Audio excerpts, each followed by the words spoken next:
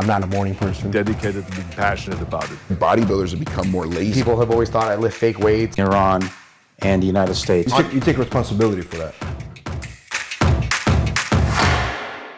Who do you think, who in your opinion, or maybe you can tell me your favorite 5 bodybuilders of all time that you find to be the best? If you were to just pick only 5, in your opinion. God. Physique-wise. Sergio Lever got it, and Arnold, of course. Sergio Lever, Arnold, Zane, of course. You know, I'm more into the aesthetic, small waist, broad shoulders, my structure. I mean, to me, that's the ideal, you know, and those are the guys, if I was judging, which I never did, I was offered to be, when I retired, they said, you want to be a judge? And I turned it down and said, no. I used to be judge. I could have, but I said no, because I'm going to probably vote for the guy who's similar to me, like Samir Bannout, you know, guys like that. It's hard to say top 5. Ronnie Coleman has to be in there. Well, he's a mass monster, really, compared to the other guys. Yeah, well, you got the old school pros and today's pros. So it's hard to say old school. You got Zane, you got Robbie Robinson. I remember training with Robbie every day, and you would stare at the guy, and you see him every day. But it was so phenomenal. He was such a freak of nature that you couldn't take your eyes off of him. Walk in the gym, and you know, he didn't talk to anyone. He goes straight to the weights. This man was serious. And every day you go, what the hell? Look at his hamstring. You know, people criticize him. You can't judge a pro bodybuilder by pictures or video. You have to see them in person. That's the truth. You know, it may be a bad angle, bad shot, lighting was terrible. Maybe it's not fully contracting the pose. You have to see him front, back, and side in person. Then you can be a judge. I see online people criticizing this and this and this. They have no idea, which tells me they don't know anything about bodybuilding. And I saw him every day. One of the best backs on the planet. Small waist, massive hamstring, the best arm in the world. You know, it's like mind-blowing. Yeah. So he still looks amazing. Yeah, right. And then Frank Zane, on the other hand, I tell you a quick story. 1977, I'm Robbie's training partner. I'm the kid that hanging around Robbie. I mean, he's 10 years older. He said to me one day, hey, you want to go to Orange County to watch Frank Zane guest pose? Yeah, of course. He's the current Mr. Olympia. So we go there. We're sitting in the first row. Frank's waiting for his music to start. He was standing from the side. It's not straight on. And I'm saying to myself, he looks small. At 19 years old, what do I know? He looks small. And then the music started. And every pose, he got bigger and bigger. And the cuts got deeper. And I was like, oh my God, this is art.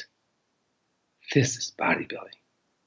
I mean, he really pulled you in. You were at the edge of your seat when he's hitting those shots.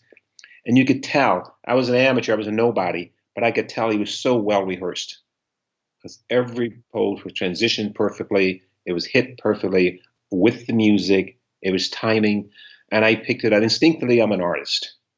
That's why I got into bodybuilding, because I saw the art. And you create your own piece of art.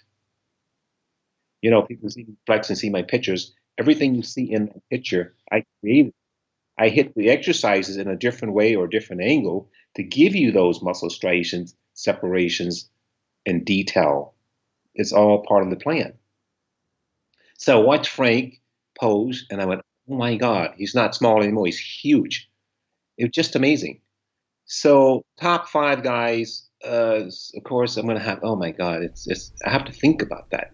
Well, you said Sergio, Arnold, yes. Frank Zane, Ronnie yes. Coleman, and the 5th is? Good question. You got the 4 already.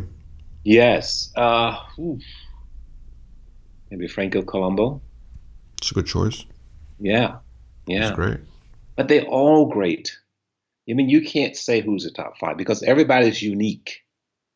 And that's what we're missing kind of, I think, today. is the uniqueness of the pros, because in those days you can cover the face and hold up a picture. You know who that is. You know who back that is. You know who bicep that is. You know who legs those are. You know. You know who abs, who does that vacuum. We know. And that's unique. You're a unique piece of work. And each one comes on stage, you give her a unique performance. Like Kai Green gives you a unique performance. Every time I go to Olympia here in Vegas, I'm waiting to see Kai Green because he's going to give us a show. So that's bodybuilding. It's an art, and that's why you said to bring back the mixed pairs, because now these kids are forced to come up with a routine. It's more work, yes. It's hard work. You're on a diet, you're training separately, and then you come together and pose for hours and hours every day to be the best on stage. So yes, there's a lot more work, but it's rewarding. You know, I had 4 different partners. We got 4 personalities I had to deal with. But you adjust very quickly. We're professional, the ego's at the door, let's get this done. I remember the last one I did in '88 in Nice, France. We arrived with Carl Dunlap. So we won '84, and then '88 I got together with Carl Dunlap again. So we're in Nice, France. We didn't have a routine, but working 4 years earlier, I had an idea of her style.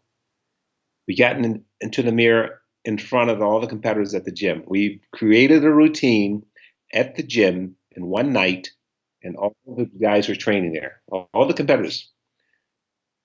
We videotaped it. She says, here's the tape. Go to the room and get it. And we won. But that's creativity. Out of nowhere, you got to come up with these poses that you've never seen before. Everyone's copying everyone else now. The guys in the class of physique, like I said, oh, that's Sean Ray's pose, or that's Flex Wheeler's pose, or that's, you know what I mean? That's a Zane pose. So I can recognize all the poses from the old time guys. Are they hitting those poses correctly? No. A lot of them off. And I see everything as well. I'm an artist. I see where the hands, the feet, the hips, the head, everything should be.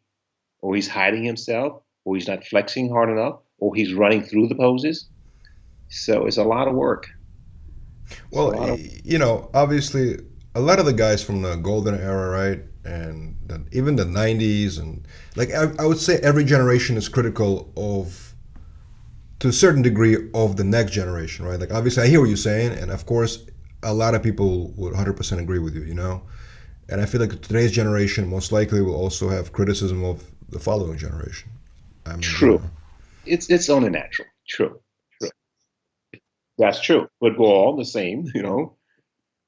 Basketball, yeah. I mean, Michael Jordan would not respect LeBron as much, you know. He's gonna, you know, there's been a lot of jabs back and forth between them, you know. Those two, I know. What are you gonna do? But I still go with Jordan, because, you know, you don't realize how great Jordan was until you go back and watch his tapes. You realize how incredible this man was. I mean, like Sugar Ray Leonard. I kind of forgot about Sugar Ray Leonard until one day I was on YouTube and I go, oh my God, I didn't know he was that great. I forgot. This man was phenomenal. Muhammad Ali. Yeah, you got great champions. It's, you know, the 5 top bodybuilders. There's some great bodybuilders out there. And they're all very unique. And I don't want to call out people or don't call their names. These guys are really, really good. I mean, you win a show, you win by 1 point. You're not beating nobody. You're not blowing people off the stage. And then guess what? The very next day, he could beat you. Because if you hold him water a little bit, then he dries out a little bit more. Now he's got you. So that's how close it is, you know.